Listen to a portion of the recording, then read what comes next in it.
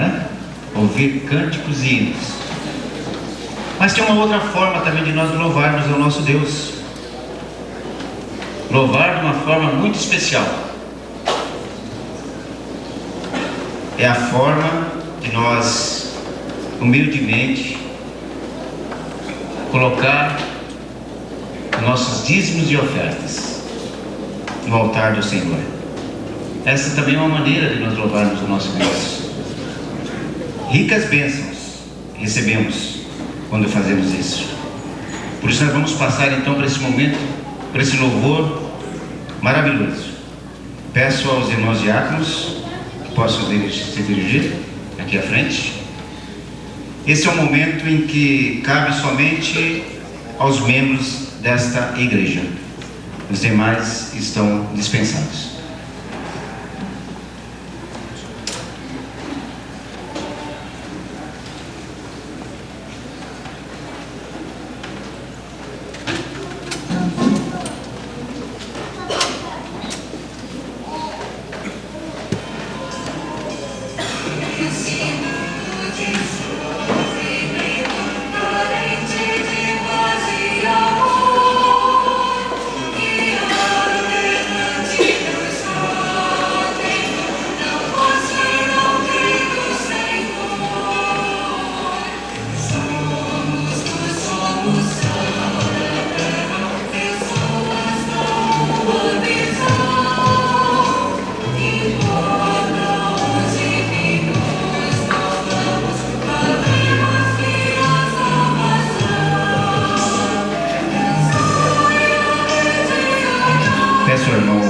Posso orar nesse instante, agradecendo os dízimos e ofertas.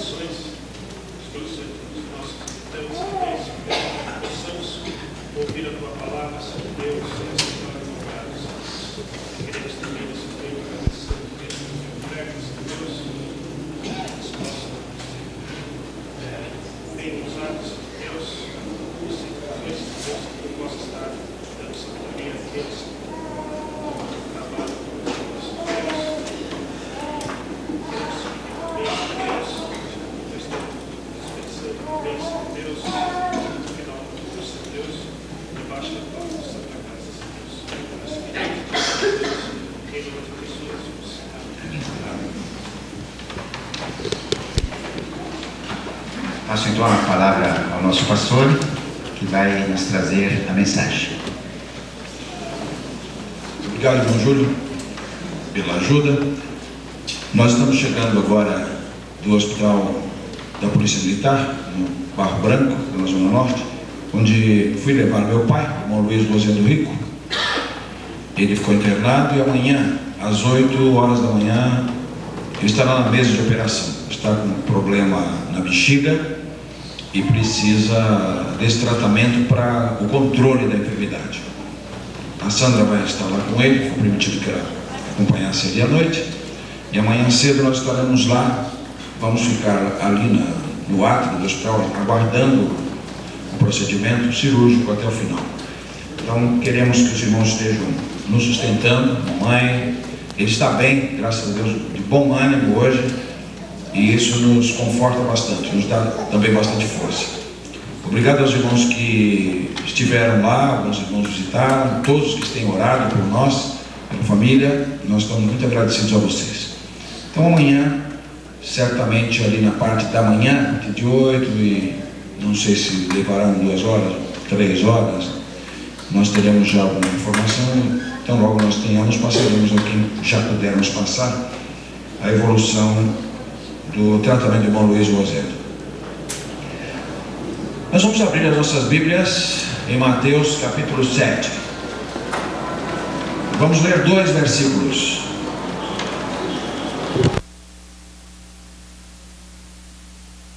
Versículos 13 e 14.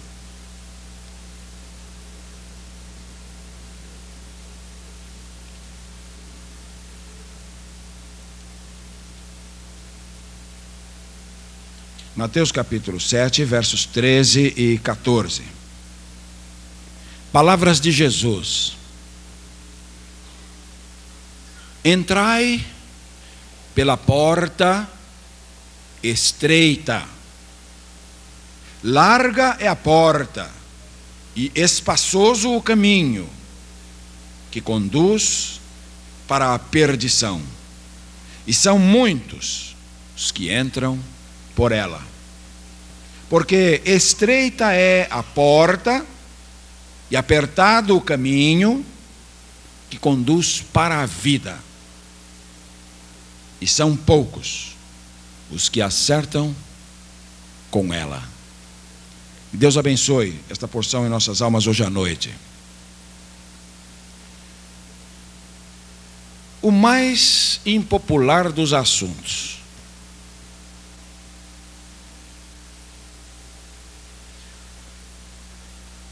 Por isso mesmo que ele é praticamente ausente na pregação contemporânea. Por isso ele é evitado nas comunicações, nos folhetos, nas mensagens televisivas, na evangelização pessoal, nos púlpitos, evidentemente por causa da sua impopularidade. O mais impopular dos assuntos trata do inferno. Quantas vezes você ouviu pregar sobre o inferno? Em todas as pregações que você tem ouvido. Bem raro, não é bem rara a pregação sobre o inferno. No entanto, Jesus se referiu muito mais ao inferno do que ao céu. Faço a você a sugestão de, quando estiver lendo o seu Novo Testamento, você anotar as passagens que falam sobre o céu e anotar as passagens que falam sobre o inferno com as respectivas, os respectivos sinônimos, expressões sinônimas de inferno, porque são várias. Você descobrirá, até para sua surpresa, que nos lábios de Jesus principalmente, o tema da perdição, ou o tema do inferno, é mais presente do que mesmo sobre o céu. De sorte que, se o assunto é impopular e se o assunto é evitado pela pregação contemporânea, não está bem refletindo as ênfases do nosso Novo Testamento. A pregação está fugindo do parâmetro bíblico de conteúdo doutrinário, teológico, evangélico da mensagem da palavra de Deus. Porque pregar sobre o inferno é pregar o evangelho também, evidentemente. Então este é o assunto mais impopular que existe. Trata do inferno, trata da condenação eterna. E nesta passagem, Jesus se refere ao inferno nestes termos: entrai pela porta estreita. Prestem bem atenção. Entrai pela porta estreita. E aí há uma explicação dele mesmo. Porque larga é a porta e espaçoso é o caminho que conduz para a perdição. E são muitos os que entram por ele. Porque o caminho da perdição é largo e porque a porta da perdição é ampla e porque muitas pessoas estão indo nesta direção. Por esta razão, entrai pela porta estreita. Porque estreita é a porta e apertado o caminho que conduz para a vida, e são poucos os que acertam com ela. Isso é pregar sobre o inferno.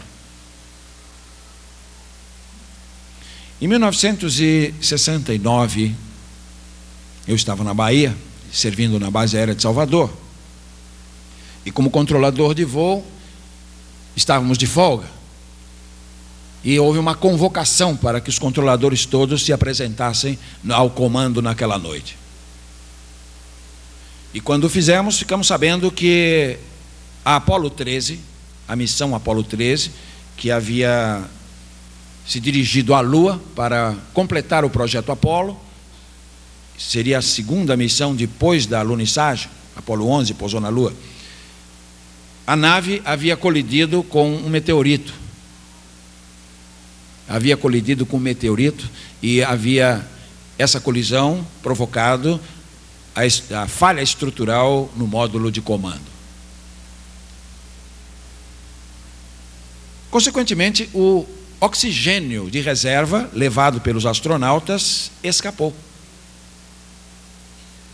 Imediatamente, o centro da NASA em Houston refez os planos para trazer de volta a tripulação sã e salva naquela circunstância de emergência, e então um alerta no mundo inteiro foi feito, porque não se sabia onde pousaria, se eles conseguiriam trazer a nave para fazer a pousar no local certo. Ela poderia cair em qualquer lugar do mundo.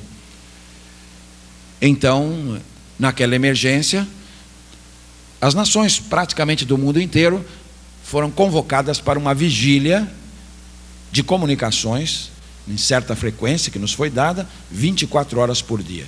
Então, no Brasil, também nós ficamos o tempo todo, até o retorno em segurança dos astronautas, ficamos todos em prontidão.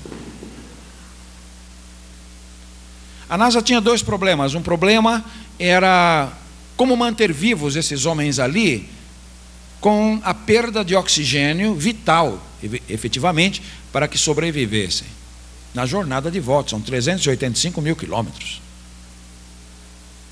A segunda coisa, será que eles conseguiriam fazer com que a nave entrasse na atmosfera da Terra sem risco? Então isso me lembrou o seguinte: primeiro, uma vigilância generalizada, uma vigilância muito grande no mundo inteiro. Os equipamentos, inclusive, não foram usados nem os equipamentos normais de tráfego aéreo. O comando da base colocou a aparelhagem de comunicação do comando da base, que é um lugar de acesso restrito. Então a frequência era dentro do prédio do comando, de acesso restrito somente a nós. Então muitas vezes passei ali as horas, nós ficávamos 2 horas cada operador nos revezando, mas de atenção integral, porque nós poderíamos ser chamados a qualquer momento pela nave para passar alguma informação. Então, primeiro, uma vigilância total, uma concentração, eu diria, mundial, para salvar a tripulação. A outra coisa que precisou fazer foi o seguinte: eles tiveram que passar do módulo de comando para a pequenina cápsula de retorno. Era o compartimento usado para retornar, e eles só entravam nesse compartimento quando a nave entrasse em órbita terrestre. Mas como só ali havia ficado oxigênio, então eles foram trazidos para o pequeno módulo de retorno, a pequena cápsula de retorno, e a providência foi o seguinte: restrição total de esforço físico, para que eles economizassem o oxigênio. Então eles ficaram numa situação de total economia de esforços. Foi feito um cálculo de quanto poderiam gastar para que eles pudessem contar com oxigênio até que todas as operações fossem feitas com segurança. Então isso restringiu extremamente a liberdade de movimentos deles, restringiu completamente a missão. Tudo aquilo que não era fundamental para a sobrevivência naquele momento foi deixado de lado. As outras preocupações científicas, de qualquer outra natureza, tudo foi deixado de lado. A missão toda cancelada. O que interessava agora era salvar os 3 homens.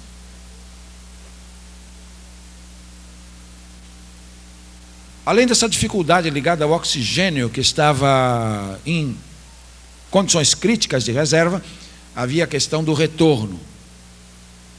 Se tudo funcionaria bem para frear de tal maneira o engenho que ele não se perdesse. Porque acontece o seguinte: a Terra possui uma camada de ar, de gases, não é? Que é a nossa atmosfera, e ela funciona não só como suprimento do ar que precisamos, a pressão certa que precisamos, a temperatura certa do planeta, mas ela funciona também como uma defesa contra o bombardeamento de meteoritos. Então, de vez em quando risca o céu, nós dizemos que são estrelas, não é? Estrelas cadentes. Na verdade, são blocos de pedra que vagueiam pelo universo e às vezes são atraídos pela atração da Terra, e eles vêm, blocos de 500 quilos, de 2 toneladas, de 3 toneladas. E quando eles batem na atmosfera da Terra, a força de impacto é tão grande que eles incendeiam e viram cinzas. Então é um verdadeiro escudo de proteção para as nossas cabeças. Sem que nós saibamos, nós estamos dormindo à noite e a atmosfera está funcionando como um escudo para esses blocos de pedra que muitas vezes bombardeiam o nosso planeta. Bem, uma nave voltando é mais ou menos o seguinte: ela vem com grande velocidade. Então há o problema que, se ela entrar na atmosfera com essa velocidade, ela se tornará incandescente, virará cinzas, ela, a tripulação e tudo.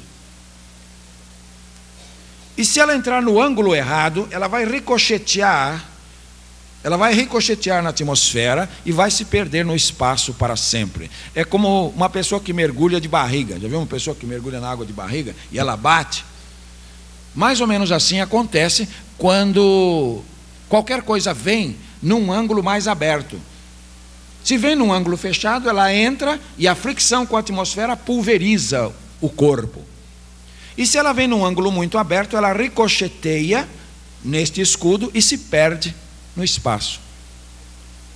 Então há um ângulo certinho e há um espaço certinho para que eles encaixem o retorno do foguete. É um corredor de 7 quilômetros apenas. Errar esse corredor é ou morrer carbonizado no choque com a atmosfera, ou então ricochetear e se perder para sempre no espaço, para nunca mais poder voltar. Então não é para menos que todo aquele cuidado, não é? Que toda aquela restrição, que tudo se concentrasse para que pudessem ter o oxigênio certinho para chegar, nada fosse desperdiçado, nenhum esforço, nenhuma energia, nada que pudesse ameaçar as suas vidas, e voltarem no caminho certinho para poderem chegar com segurança.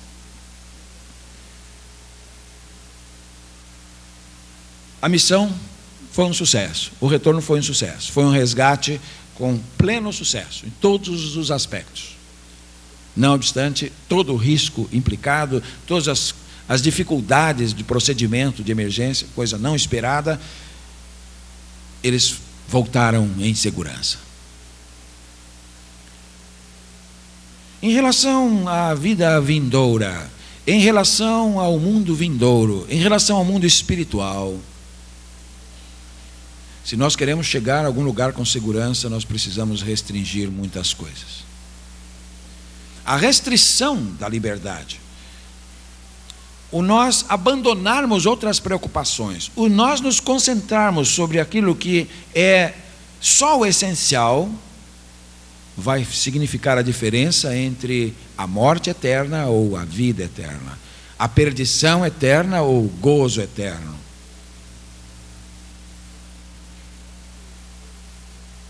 Se nós olharmos por esse prisma, se nós compreendermos essa ilustração, essa pequena ilustração, começaremos a compreender porque Jesus Cristo disse: olha, vocês, outra versão diz, vocês porfiem.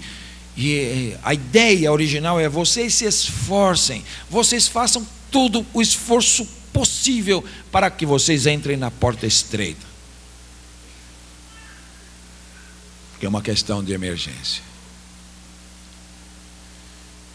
Nós temos que ir para um espaço limitado, como aqueles homens foram. Nós precisamos restringir a nossa liberdade, nós precisamos economizar as nossas energias, nós precisamos nos concentrar no que é essencial para podermos sobreviver.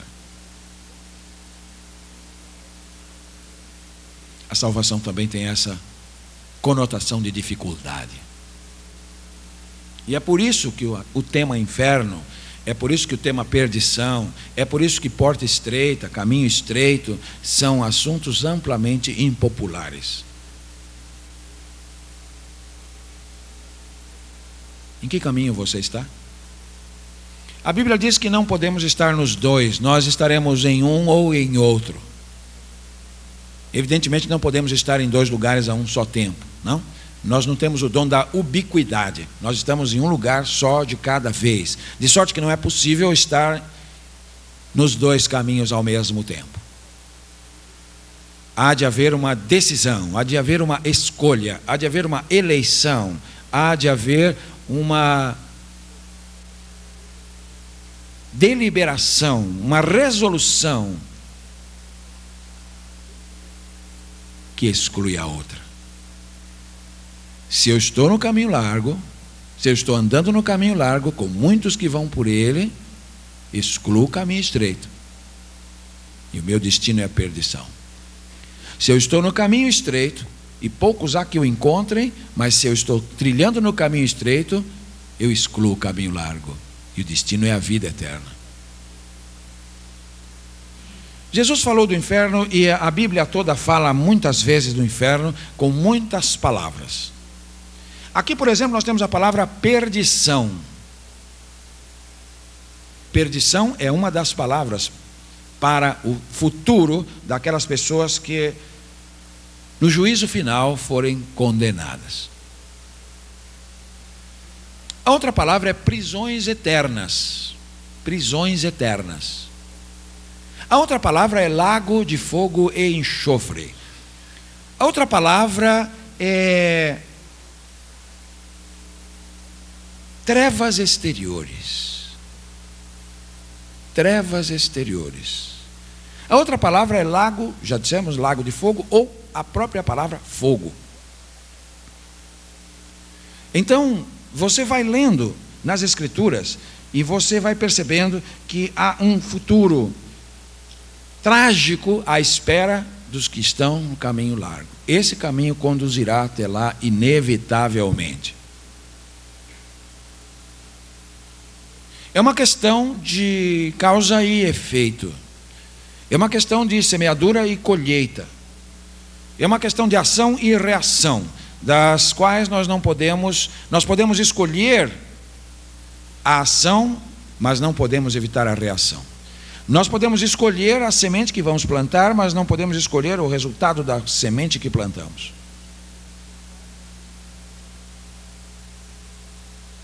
Nós podemos desafiar as leis morais de Deus, mas não podemos escapar das consequências dessas leis. Creio que hoje, o que falta realmente na pregação dos nossos dias é uma pregação mais bíblica, é uma pregação mais realista, é uma pregação mais fiel ao texto da Bíblia, é uma pregação mais sintonizada com o espírito bíblico do Evangelho. Nós precisamos voltar a pregar. Sir Winston Churchill disse, pouco antes da eclosão da Segunda Guerra Mundial, a degradação moral que devassa a Inglaterra se deve à ausência da pregação do céu e do inferno. Ele não era um pregador, não me consta que ele fosse um crente,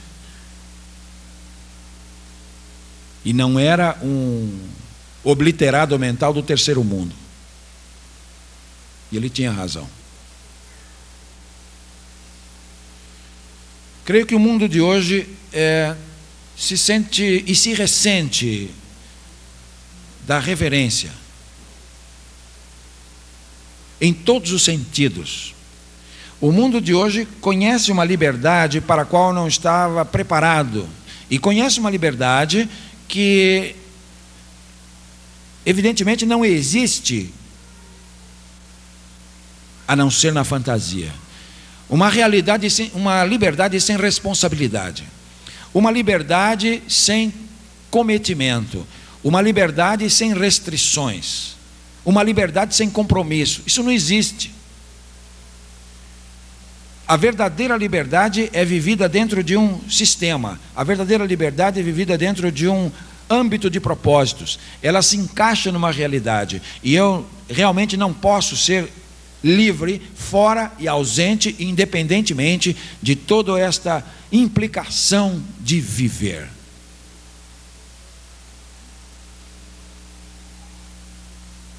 Creio que nunca antes na história do mundo em tão amplas proporções, o homem tem respirado liberdade.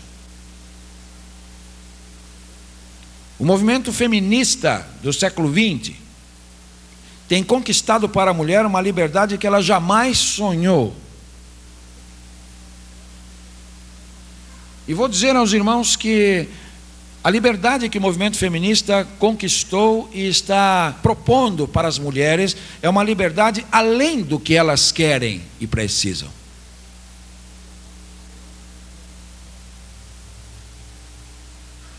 A liberdade é como sal, é na dose certa, porque estraga demais qualquer receita. Experimente fazer uma receita maravilhosa e depois está lá uma pitadinha de sal, você põe o saleiro inteiro. O que acontece? Deu para entender? Então, a liberdade é um dos condimentos, a liberdade é um dos aspectos do todo do viver, do mistério, da aventura, da felicidade de viver, do desafio de viver. A felicidade se encaixa como um dos condimentos de tempero da vida. O feminismo trouxe para a mulher, evidentemente, resgatou muita coisa que lhe era negada. Nós não podemos, evidentemente, desprezar muitas das conquistas das mulheres, trazer para o lugar certo, dentro dos parâmetros da Bíblia. A mulher foi por muito tempo vilipendiada, desprezada. O seu valor não foi devidamente apreciado. Isso é verdadeiro. A depravação moral e o pecado que comprometeram a humanidade levaram o homem a essa injustiça. Então diríamos que um resgate sadio das condições da mulher, de sua dignidade, do seu valor diante de Deus, de sua equivalência ao homem diante de Deus, não? Isso a Bíblia ensina, e dentro dos limites bíblicos é uma bênção. Mas a liberdade que o movimento feminista preconiza para as mulheres e tem incentivado de uma maneira até maligna, tem feito mais mal do que bem. Que toda liberdade tem a contrapartida. A balança da justiça tem sempre dois pratos. E o equilíbrio dos dois pratos é que faz a justiça. A juventude nunca teve tanta liberdade. Imaginem que num programa de horário nobre de televisão discutisse a liberdade do adolescente. E com a maior tranquilidade, a entrevistadora, mais ali uma mesa de pessoas até de respeitável preparação intelectual, estavam entrevistando os jovens e deliberando, confabulando sobre a questão que a juventude tem de liberdade hoje. Estavam alguns pais e mães e alguns adolescentes presentes ali para dar o seu testemunho. E sabe qual era o assunto? Sabe qual era o assunto? Mães e pais de garotinha de 15, 14, 16 anos. A permissão para o namorado vir dormir em casa com a filha deles.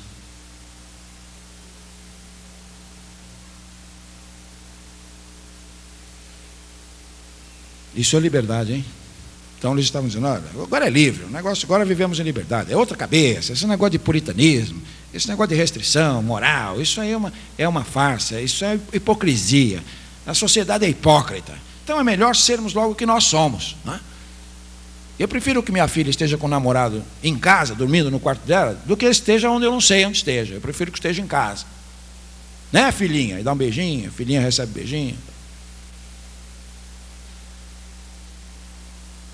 É isso que se está discutindo hoje na televisão brasileira, em língua portuguesa, em horário para todos ouvirem, e seu filho está recebendo esse bombardeio. É esse o tipo de liberdade que se propõe hoje em dia para o ser humano. Muito conveniente, muito de acordo com a nossa maldade. Isso vai muito de acordo com a dureza do nosso coração. Isso vai muito de acordo com a nossa insubordinação em relação a Deus. Isso vai muito de acordo com nossos corações de pedra. Isso vai muito de acordo com a nossa distância, com a nossa revolta, com a nossa rebelião contra aquilo que é bom. Isto vai muito de acordo com aquilo que realmente nós somos. A Bíblia descreve o homem de cabeça aos pés e o que ela mostra não é nada bom. A Bíblia diz que a testa do homem é de ferro. Sabe o que é isso? Testa de ferro, quer dizer, cabeça dura para entender a verdade de Deus. A Bíblia diz que o coração é de pedra. Você já pensou um coração de pedra? Isso é a dureza, a insensibilidade para se voltar, para se humilhar diante de Deus. A Bíblia diz que as nossas mãos estão prontas para matar. A Bíblia diz que os nossos pés estão prontos para derramar sangue. A Bíblia diz que nossas línguas são como espadas bigúmias. Então nós vamos vendo a descrição que a Bíblia faz do ser humano e da cabeça aos pés. É doente.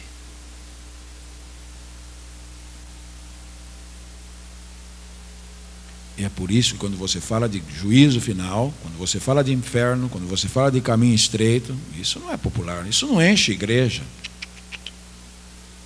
Não enche igreja. Evidentemente que não enche igreja.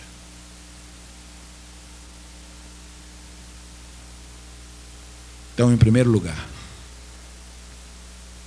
o mais impopular dos assuntos, que é o inferno, é impopular exatamente por causa disso. Colide em cheio com a maldade do nosso próprio coração.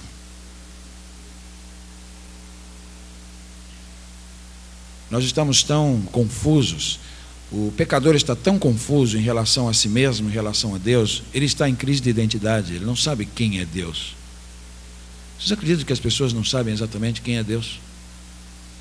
E eis aí o primeiro grande problema, a primeira grande dificuldade é nosso conceito de Deus. Se eu não sei quem é Deus, evidentemente eu nunca poderei saber exatamente quem eu sou. Não tenho referência. Eu não tenho padrão de medida. E nenhuma ciência é possível se você não tiver alguns absolutos. Nenhuma ciência é possível se você não tiver algumas bases de certeza. Se você não tiver alguns parâmetros, alguns padrões, a partir dos quais você edifica toda uma sequência de descobertas. No mundo espiritual também é assim. Então essa confusão que nós temos a respeito de Deus e essa confusão que nós temos a respeito de quem nós somos faz com que esse assunto seja impopular. Eles não nos servem.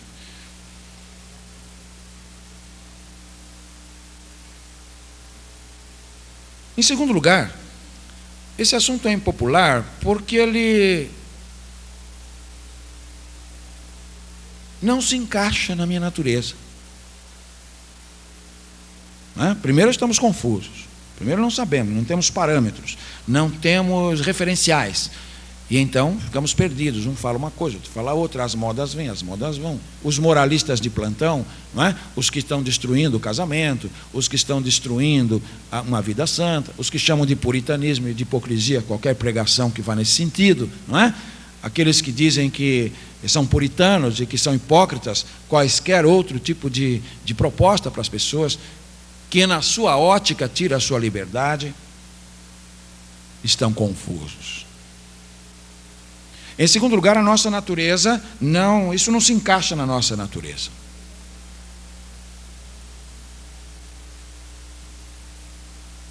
Para andarmos no caminho estreito, nós precisamos ter uma natureza adaptada ao caminho estreito.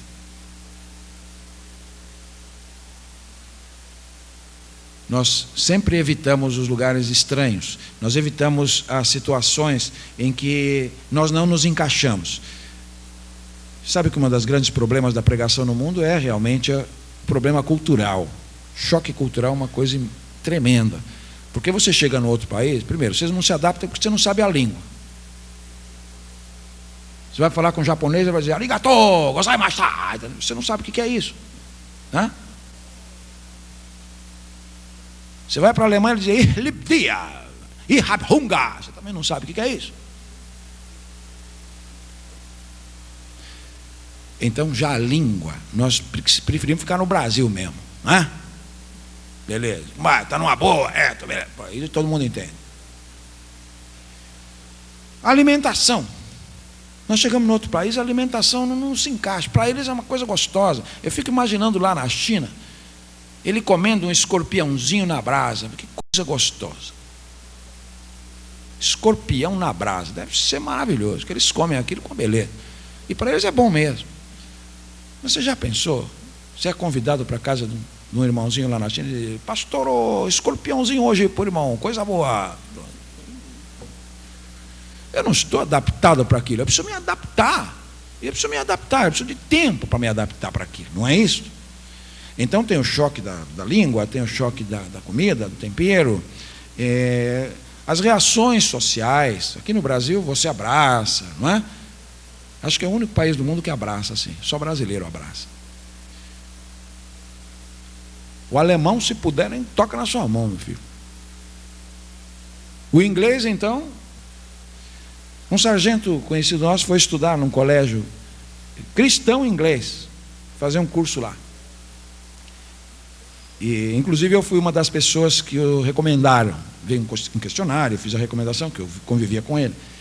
E ele me disse: pastor, eu cheguei na Inglaterra, pousei em Londres. A minha vontade é voltar no mesmo avião, na mesma hora. Na mesma hora.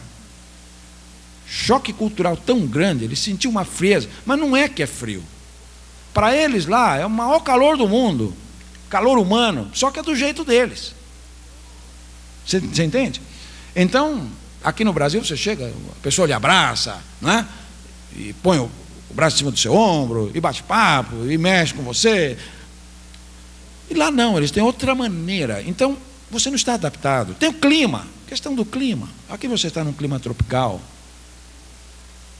Você desembarca na Sibéria a 60 graus abaixo de zero. Não dá. Você vai para o Polo Norte com esse esquimó.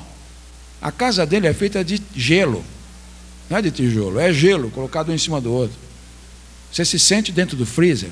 Eu não estou adaptado para essa vida. E então o caminho estreito. O caminho estreito não me atrai porque eu não estou adaptado a ele. É esta a razão. A minha natureza carnal, a minha natureza pecaminosa, a minha natureza rebelde contra Deus, recusa, não tem atrativo para isso. Não me atrai. Por isso que essa pregação não é popular. A terceira razão porque este assunto é o assunto mais impopular do mundo é porque ele exige renúncia.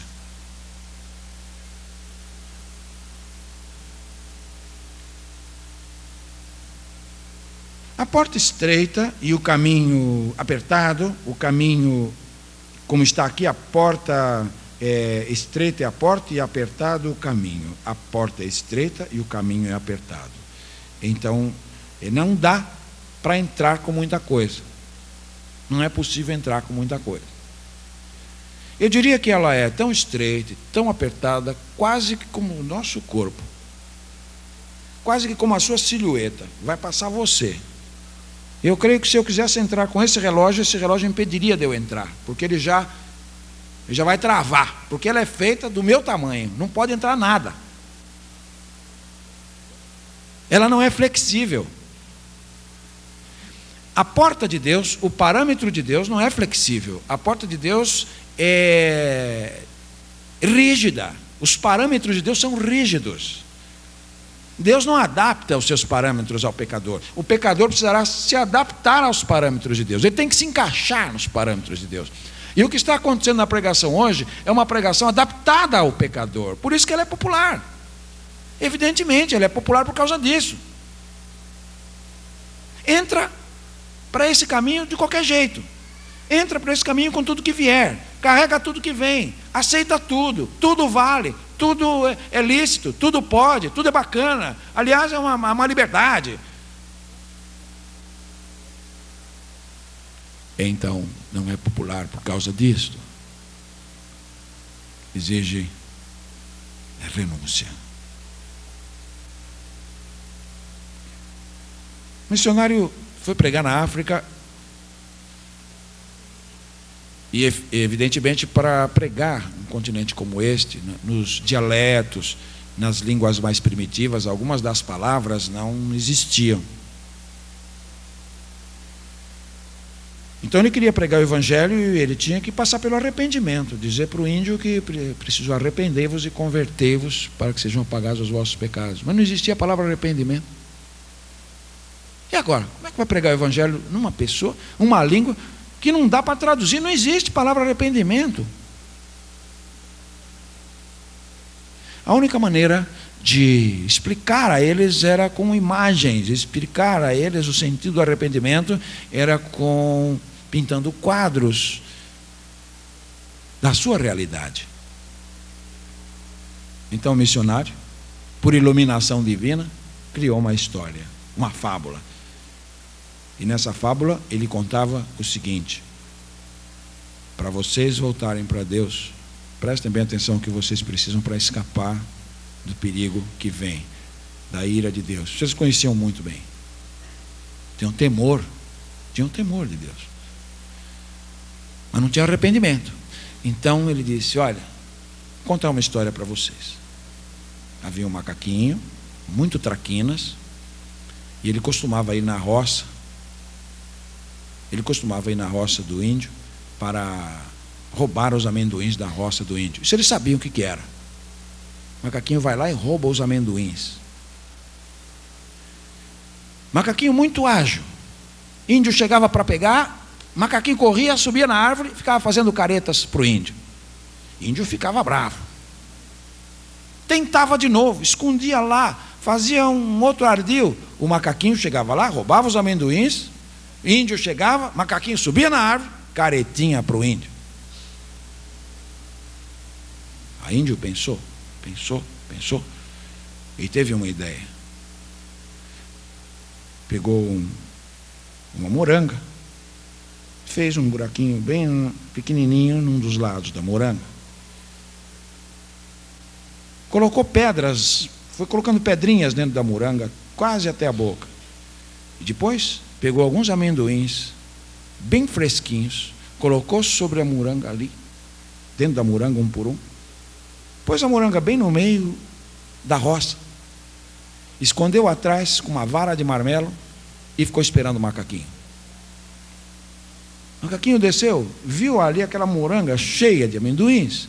Ele evidentemente olhou para um lado, olhou para o outro, não havia ninguém. O macaquinho pôs a mão, encheu a mão dentro da moranga. E aí índio agora sai de lá e vem vindo com a varinha, e o macaquinho quer fugir, só que a mão está lá dentro, está presa, cheia de amendoim. E os outros macaquinhos dizendo lá, do outro lado: larga os amendoins, larga os amendoins, larga os amendoins. Mas o macaquinho queria amendoim e fugir junto. Então ele não largou os amendoins, e com as mãos cheias de amendoins, então, foi pego por índio. Índio bateu com a vara de marmelo no macaquinho. O macaquinho nunca mais foi lá.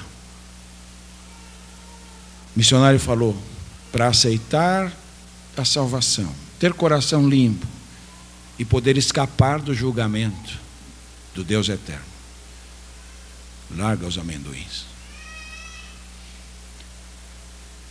Algo tão simples, largar os amendoins e escapar. E nós dizemos: coisa ridícula, não é? Uma história como esta, uma fábula como esta.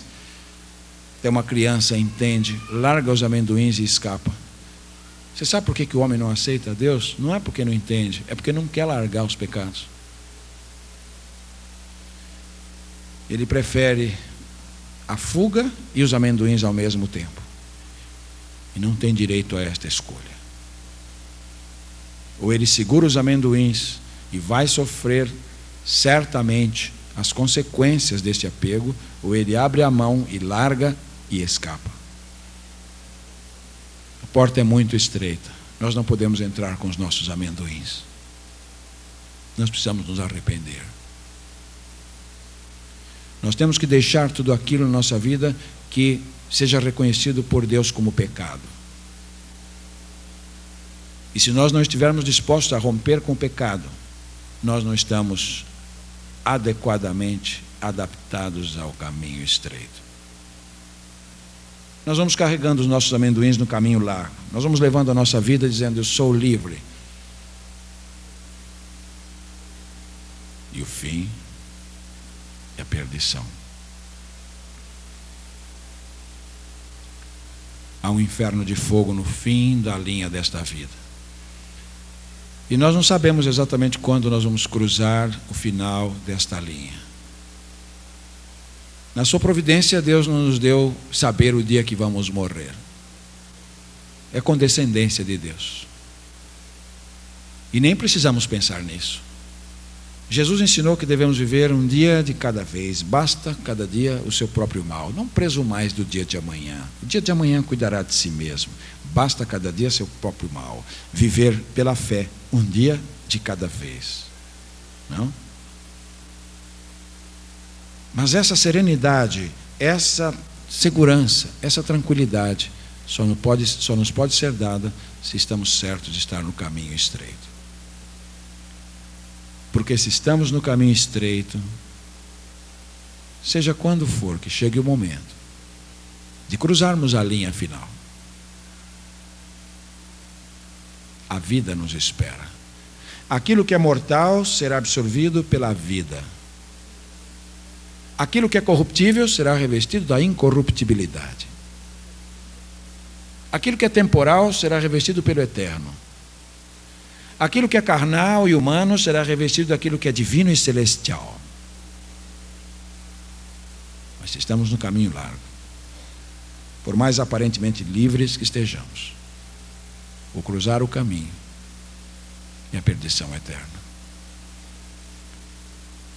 Pastor, se é preciso entrar pela porta estreita, qual é ela então?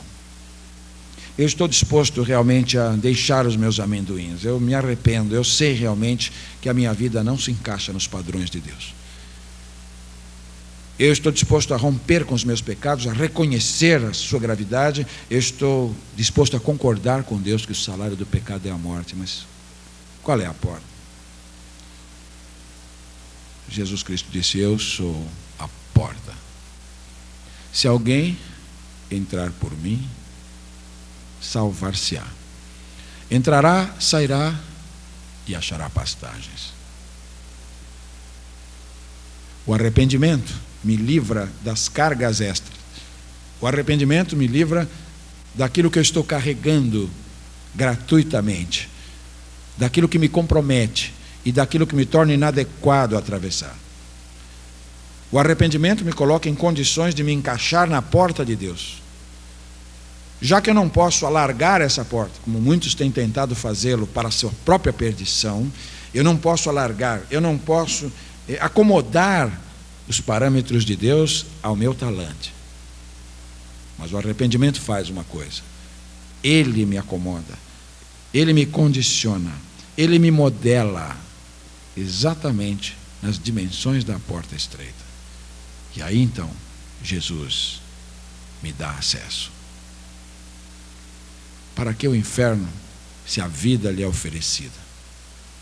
Para que o caminho largo, se o estreito lhe conduz a ela?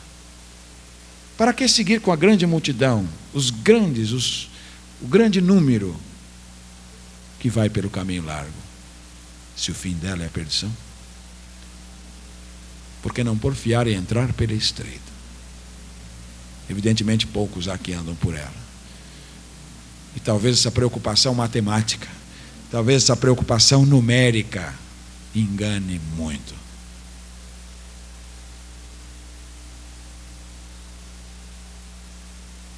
Nem sempre a voz do povo é a voz de Deus, quase nunca.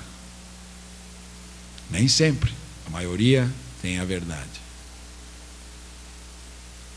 A Bíblia dá sobejos exemplos de que extremas minorias muitas vezes foram beneficiadas porque creram e vastas maiorias se perderam por não crer.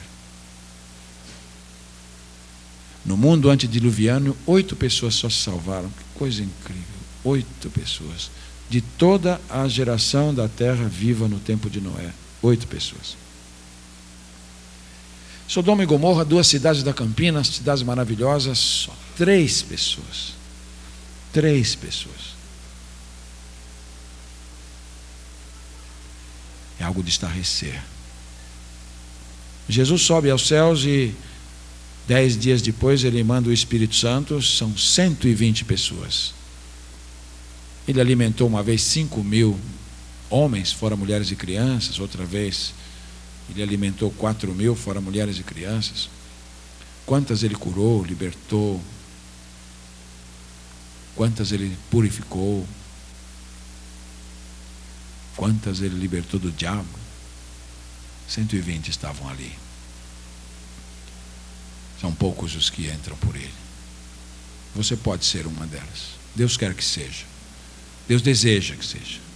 Deus apela que seja. Deus roga que seja. Arrependa-se. Deixe de lado os seus amendoins. Abandone o seu apego a qualquer coisa que você saiba que não está de acordo com a vontade do Senhor. E venha para Jesus. Amolde-se nessa porta. Adapte-se a essa porta, custe o que custar para você, seja o que for que você precise deixar para trás. Deixe. Se deseja a vida, deixe, se quer evitar a perdição. Pai querido, nós te agradecemos hoje à noite por poder abrir a Bíblia e exortar esta congregação a respeito do mais impopular dos assuntos. Cremos que há uma falha muito pesada na pregação dos nossos dias, de não falarmos para as pessoas as coisas mais pesadas, as cobranças mais sérias, os tópicos mais críticos do Evangelho. Não está se falando do preço do discipulado. Não está se falando do negue-se a si mesmo, tome-se as cruzes, siga-me. Não está falando do arrependimento. Não está falando do rompimento com o pecado para uma vida de obediência a Deus. Não está se falando de restrição.